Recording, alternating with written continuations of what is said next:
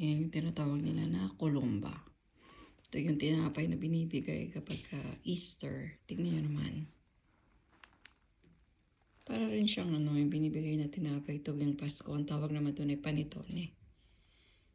Pero iba lang yung shape niya. Pero yung lasa parehas. Tsaka yung itsura magkaiba.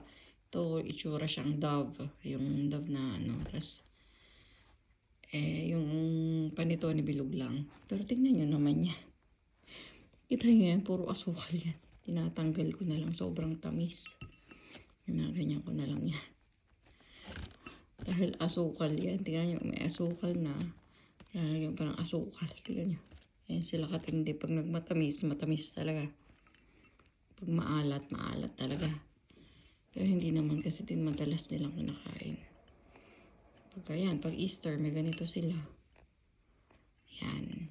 Tara na, mag-almusal na tayo. May kape akong kapartner niyan. Have a nice day, everyone. Pinakita ko lang sa inyo si Columba. Kayo, gaganyan nyo rin.